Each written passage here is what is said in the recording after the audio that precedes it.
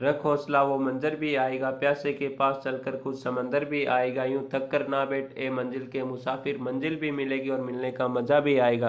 तो लो दोस्तों, कैसे हो आप सब? आशा करता हूँ मस्त होंगे, बढ़िया होंगे, बेहतरीन होंगे और अपनी तैयारी में व्यस्त होंगे। तो स्वागत है एक बार फिर से आपके अपने यूट्यूब चैनल मुकेश जी के ट्रिक पर। और आज का हमारा ये सेशन रीट पात्रता परीक्षा 2025 के लिए बहुत शानदार सेशन रहने वाला है। और ये सेशन रीट लेवल 1 और रीट लेवल 2 दोनों के लिए इम्पोर्टेंट सेशन है, क्योंकि जो रीट में नया टॉपिक जुड़ा है, राष्ट्रीय शिक्षा नीति 2020। कौन सा राष्ट्रीय शिक्षा नीति 2020, इसके बारे में बात करेंगे आज। और एक ही क्लास में आपकी ये शिक्षा नीति 2025 है, 2020 है, राष्ट्रीय शिक्षा नीति 2020 पूरी कवर करा दूंगा मैं इसी सेशन में। तो एक बार सभी सेशन को शेयर कर दो अपने दोस्तों के साथ, और अभी तक जिसने भी सेशन को लाइक नहीं किया वो एक बार सेशन को लाइक कर दो। तो चलो शुरू करते हैं आज का अपना ये सेशन। तो राष्ट्रीय शिक्षा नीति 2020, तो प्रथम शिक्षा नीति कब आई थी? प्रथम शिक्षा नीति आई थी श्रीमती इंदिरा गांधी के समय में। कब आई थी? 1968 में। कब आई थी? 1968 में। याद रखना, प्रथम शिक्षा नीति कब आई थी? 1968 में आई थी। और किसके कार्यकाल में आई थी? श्रीमती इंदिरा गांधी के कार्यकाल में आई थी। और दूसरी शिक्षा नीति कब आई थी? 1986 को आई थी। कब आई थी? 1986 को। और कार्यकाल किसका था? राजीव गांधी का। किसका था? राजीव गांधी का। और तीसरी, जिसे नवीनतम शिक्षा नीति कहा गया है, तीसरी शिक्षा नीति कब आई है? 2020 में। कब? 2020 में। किसके समय में? नरेंद्र मोदी के समय में। किसके समय में? नरेंद्र मोदी के समय में आई है। और जिसे क्या कहा गया है? नवीन शिक्षा नीति, यानी नई शिक्षा नीति 2020, NEP। NEP का पूरा नाम क्या होता है? National education policy. क्या होता है? National education policy. आपको याद रखना है ये। तो आगे देखते हैं, आगे क्या है कि NEP 2020 की पृष्ठभूमि क्या है भाई? पृष्ठभूमि क्या है ये आपको याद रखना है। तो जनवरी 2015 में। कब? जनवरी 2015 में MHRD, जिसे क्या कहा जाता है? मानव संसाधन विकास मंत्रालय। क्या कहा जाता है? मानव संसाधन विकास मंत्रालय द्वारा शिक्षा नीति बनाने की घोषणा की है। तो 2015 में। कब? 2015 में ये मानव संसाधन विकास मंत्रालय द्वारा शिक्षा नीति बनाने की घोषणा की गई है। तो मई 2016 में इसके अध्यक्ष कौन बने थे? कौन बने थे बताओ एक बार सभी। तो मई 2016 में इसके अध्यक्ष बने थे TSR सुब्रमण्यम। कौन बने थे? TSR सुब्रमण्यम कैबिनेट सचिव थे। कौन थे? कैबिनेट सचिव। सुब्रमण्यम कौन थे? कैबिनेट सचिव। और जून 2017 में नया अध्यक्ष किसे बनाया गया? जून 2017 में नया अध्यक्ष किसे बनाया गया? डॉक्टर कृष्ण स्वामी कस्तूरी रंगन को। किसे? डॉक्टर कृष्णा स्वामी कस्तूरी रंगन को। तो यहां पर आपको याद रखना है, जून 2017 में नया अध्यक्ष किसे बनाया गया? जून 2017 में नया अध्यक्ष किसे बनाया गया? डॉक्टर कृष्ण स्वामी कस्तूरी रंगन को। आपको याद रखना है। तो एक बार सभी सेशन को शेयर कर दो अपने सभी दोस्तों के साथ। जिसने भी सेशन को लाइक नहीं किया वो एक बार सेशन को लाइक जरूर कर दो। एक यहाँ पर आपसे 3 क्वेश्चन अवश्य पूछे जाएंगे एग्जाम में। कितने? 3 क्वेश्चन आपसे एग्जाम में जरूर पूछे जाएंगे। तो एक बार सभी सेशन को अपने दोस्तों के साथ शेयर कर दो भाई। और अगला क्या कहता है? 29 जुलाई 2020 को। कब? 29 जुलाई 2020 को नई शिक्षा नीति जारी की गई। कब की गई? ये क्वेश्चन इंपॉर्टेंट है भाई। क्वेश्चन पूछा जा सकता है कि नई शिक्षा नीति जारी कब की गई? नई शिक्षा नीति जारी कब की गई? 29 जुलाई 2020 को। कब? 29 जुलाई 2020 को नई शिक्षा नीति जारी की गई। और उस समय क्या किया गया? MHRD यानी मानव संसाधन विकास मंत्रालय को समाप्त किया गया। क्या किया गया? मानव संसाधन विकास मंत्रालय को समाप्त किया गया। किसके द्वारा समाप्त किया गया?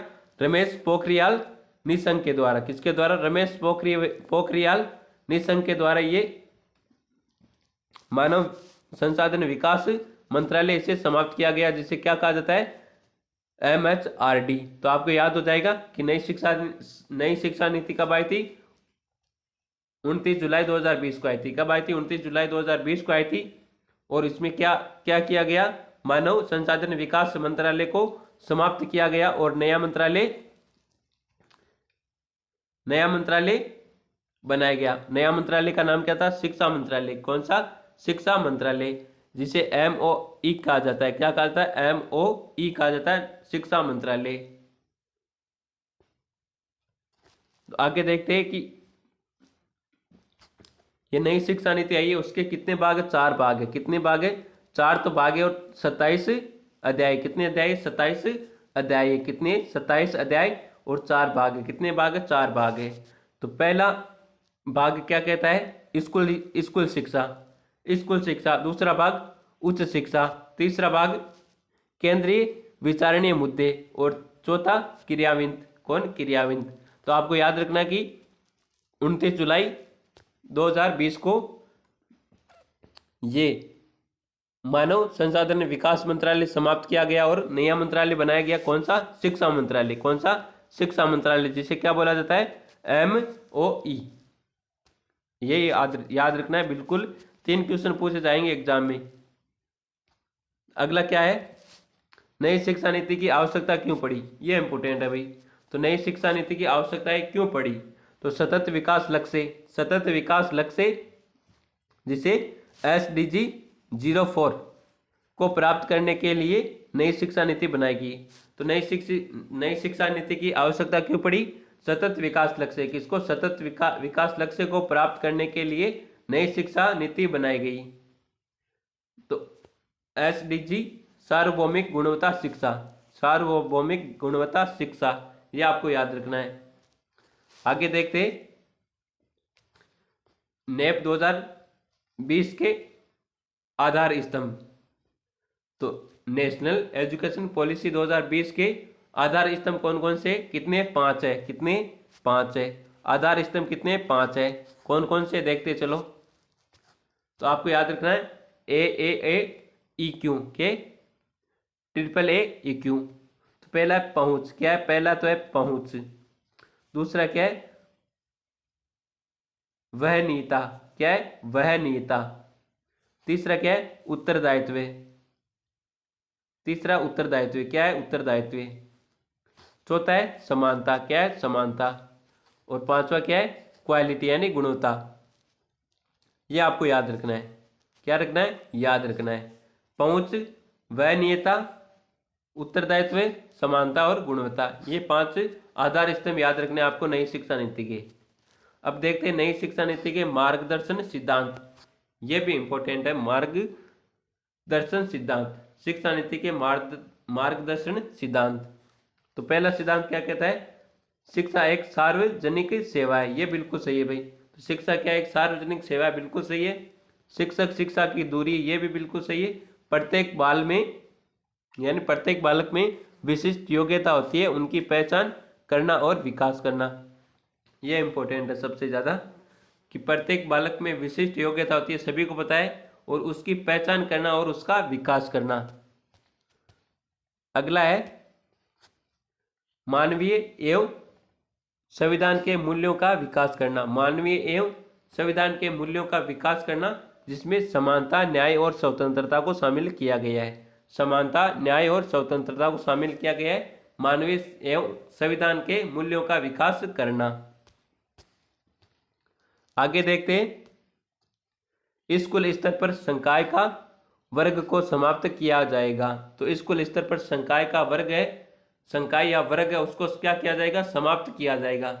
स्कूल स्तर पर संकाय या वर्ग है, उसको क्या किया जाएगा? समाप्त किया जाएगा। और सीखने सिखाने की प्रक्रिया का अभिन्न अंग हो। तो सीखना सिखाने की प्रक्रिया उसका अभिन्न अंग हो। रचना आकलन पर बल देना। तो रचना आकलन पर क्या करना? बल देना। ये आपके सिद्धांत है शिक्षा नीति के, नई शिक्षा नीति के। अब देखते हैं नई शिक्षा नीति की विशेषता क्या है भाई। तो नई शिक्षा नीति की विशेषताएं: सार्थक, NEP 2020 को क्रियान्वित करने के लिए शिक्षा मंत्रालय द्वारा जारी दिशा निर्देश है ना। पहला ये कि सार्थक नेशनल एजुकेशन पॉलिसी 2020 को क्रियान्वित करने के लिए शिक्षा मंत्रालय द्वारा जारी दिशा निर्देश। 2 नंबर है शिक्षा मंत्रालय की स्थापना। तो शिक्षा मंत्रालय की स्थापना कब की गई? अगस्त 2020 को। कब की गई? अगस्त 2020 को शिक्षा मंत्रालय की स्थापना की गई। अगला है इसको एक बार इसकी पीडीएफ मैं दे दूंगा आपको। पीडीएफ मिलेगी आपको,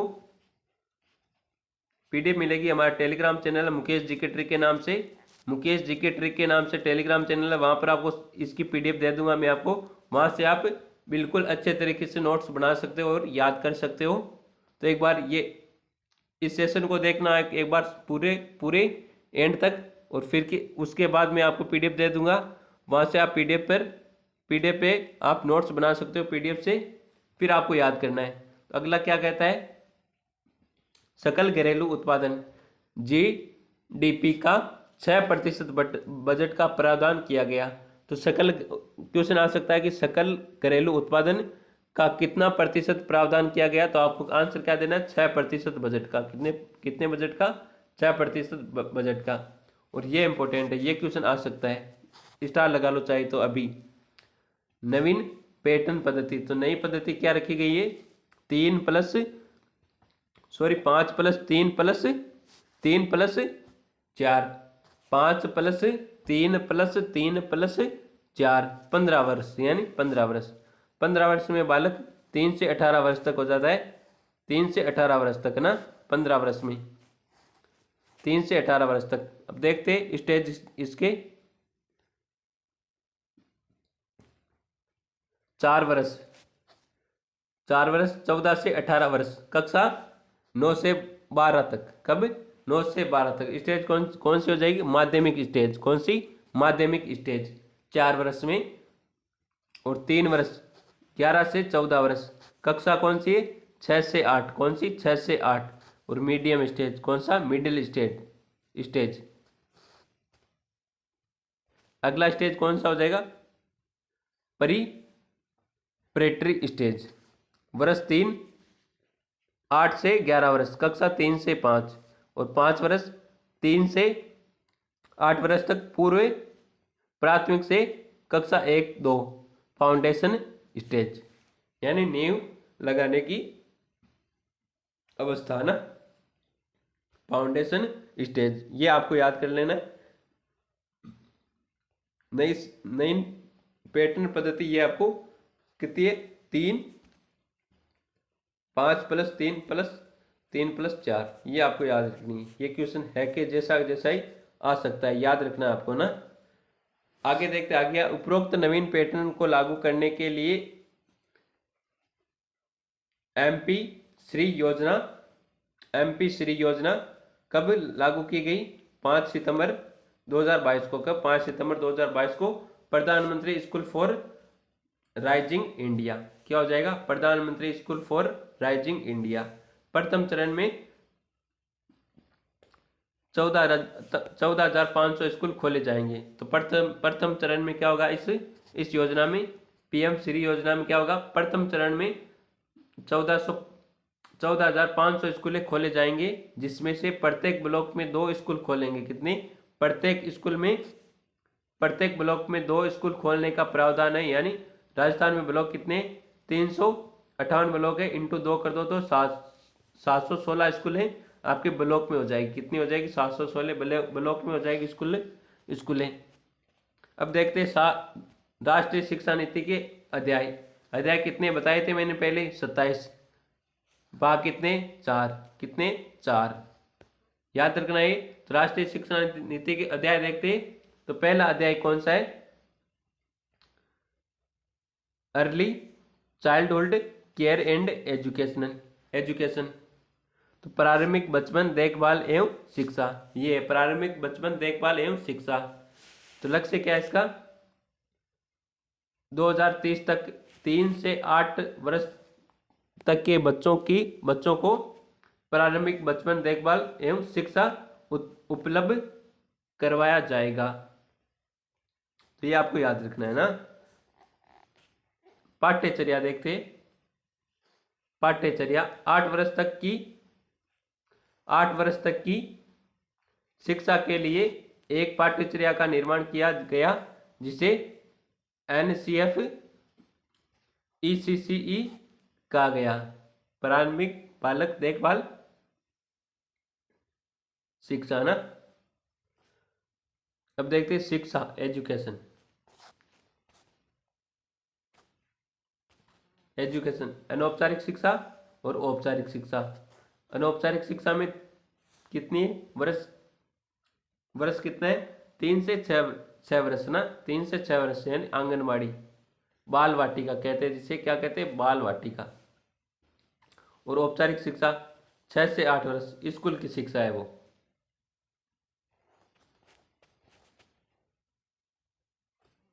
आगे है अध्याय 2 में क्या है, FLN, foundational literacy and numeracy, बुनियादी साक्षरता एवं संख्या संख्या ज्ञान। तो लक्ष्य क्या है इसका, 2025 तक 9 वर्ष तक के बच्चों को पढ़ाना लिखाना व संख्याओं का ज्ञान कराना, ये याद रखना। दूसरे अध्याय में क्या है, 2025 तक 9 वर्ष तक के बच्चों को पढ़ाना लिखाना और संख्याओं का ज्ञान कराना है, अध्याय 2 का लक्ष्य ही, याद रखना है ना। अगला है, उपरोक्त लक्ष्य को प्राप्त करने के लिए राष्ट्रीय स्तर पर एक मिशन चलाया जाएगा और उस मिशन का नाम क्या है, निपुण भारत मिशन। अध्याय 2 में 2 बोल रहा है कि उपरोक्त लक्ष्य को प्राप्त करने के लिए राष्ट्रीय स्तर पर एक मिशन चलाया जाएगा और उस मिशन का नाम क्या है, निपुण भारत मिशन। क्या नाम है, निपुण Bharat mission.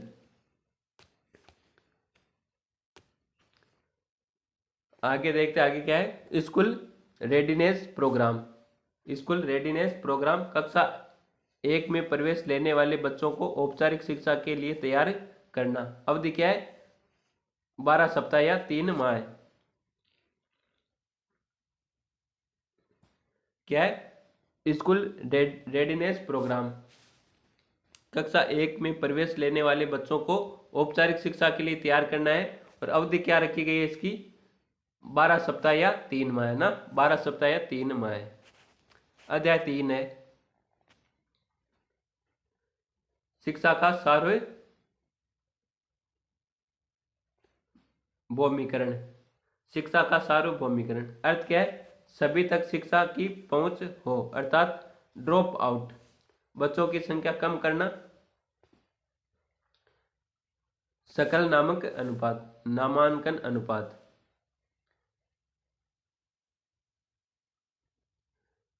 Gross enrolment ratio है ना, GER। अध्याय 3 में है ये। लक्ष्य क्या है इसका, लक्ष्य है 2030 तक GER 100% करना। सकल नामांकन अनुपात है कितने करना, 100% करना। कितना करना, 100% करना। ये लक्ष्य है अध्याय 3 का। अगला अध्याय आता है चौथा अध्याय। चौथा अध्याय क्या कहता है, पाठ्यक्रम एवं शिक्षा शास्त्र। चौथा अध्याय क्या कहता है, पाठ्यक्रम और शिक्षा शास्त्र। विषयों के चुनाव में लचीलापन। क्या है, विषयों के चुनाव में लचीलापन, बहुभाषावाद एवं भाषा शक्ति का विकास। बहुभाषावाद और भाषा शक्ति का विकास अध्याय नंबर 4 में कहता है ये। अध्याय नंबर 4 कहता है ये। और क्या कहता है, कक्षा पांचवी तक मातृभाषा में और आवश्यकता पड़े तो 8वीं तक जा सकता है। तो कक्षा 5वीं तक मातृभाषा में और आवश्यकता पड़े तो 8वीं कक्षा तक बढ़ाया जा सकता है। योगात्मक आकलन के जगह रचनात्मक आकलन पर बल दिया जाए, ये भी बिल्कुल सही। बहुआयामी होलिस्टिक रिपोर्ट कार्ड लेकर तैयार किया जावे, अर्थात 360 डिग्री का आकलन, बिल्कुल सही है। अगला है, ये इंपॉर्टेंट है, नवीन पद्धति कितनी है, ये आपको याद रखना है। 5-3-3-4 के अनुसार पाठ्यचर्या का निर्माण करना। नवीन पद्धति के अनुसार पाठ्यचर्या का निर्माण करना। और बोर्ड परीक्षाएं 1 वर्ष में 2 बार देने की अनुमति हो, जैसे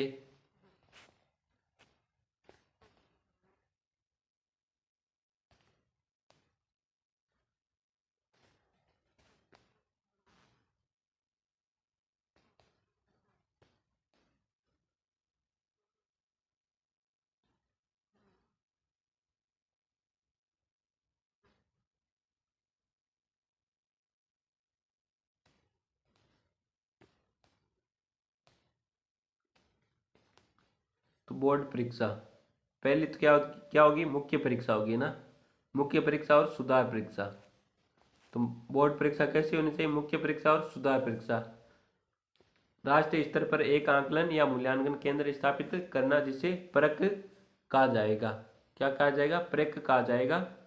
नोट, नोट क्या कहता है, राजस्थान में इसे आकलन प्रकोष्ठ कहा गया है। क्या कहा गया है, आकलन प्रकोष्ठ।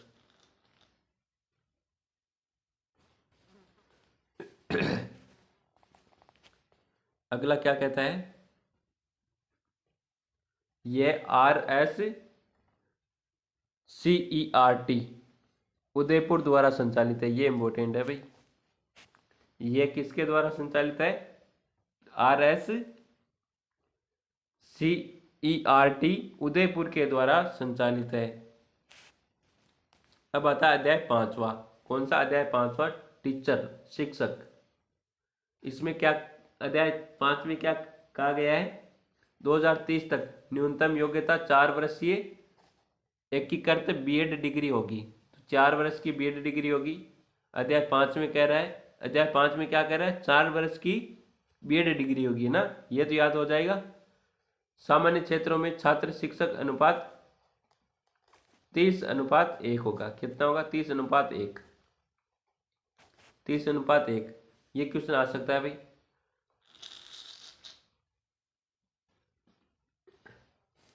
सामान्य क्षेत्रों में छात्र शिक्षक अनुपात कितना होगा, तो आपको क्या करना है, क्या बताना है, 30:1। शैक्षिक दृष्टि से पिछड़े क्षेत्रों में छात्र शिक्षक अनुपात 25:1 होगा। कितना होगा, 25:1 होगा। ये भी आपको याद रख लेना है। आगे है सतत व्यावसायिक विकास के लिए प्रतिवर्ष शिक्षक को न्यूनतम 50 घंटे का प्रशिक्षण में भाग लेना अनिवार्य है। अगला है शिक्षक शिक्षा के लिए राष्ट्रीय स्तर की पाठ्यचर्या जारी करना जिसे NCFT कहा जाएगा। अध्याय 6 नंबर। तो 6वां अध्याय क्या कहता है, समतामूलक एवं समावेशी शिक्षा। समाज के शैक्षिक दृष्टि से पिछड़े क्षेत्र को स्पेशल एजुकेशन जोन, विशेष शिक्षा क्षेत्र कहा जाएगा।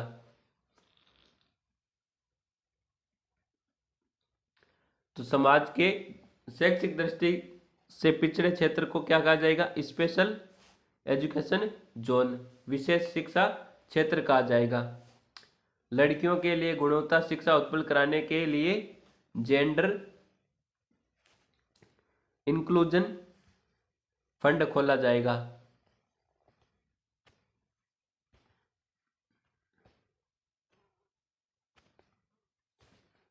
और CWSN बच्चों की गुणवत्ता शिक्षा उत्पन्न कराने के लिए कार्य योजना बनाई जाएगी। ये भी बिल्कुल सही है। अध्याय 7 स्कूल कॉम्प्लेक्स, विद्यालय परिसर। अध्याय 7 में क्या कहता है, देखते।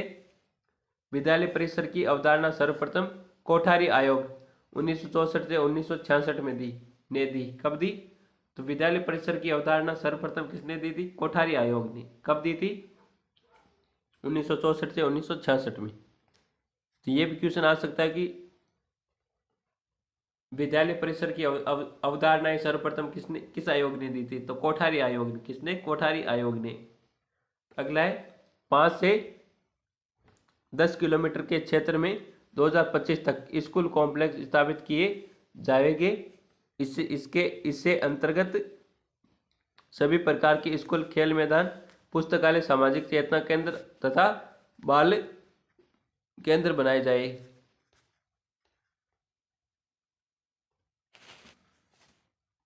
इसके संसाधनों का प्रबंधन करने के लिए स्कूल कॉम्प्लेक्स प्रबंधन समिति, स्कूल कॉम्प्लेक्स प्रबंधन समिति का गठन किया जाएगा। तो कितना हो गया, अध्याय 7 देख लिए हमने। कितने, 7 अध्याय देख लिए ना। साथ दे।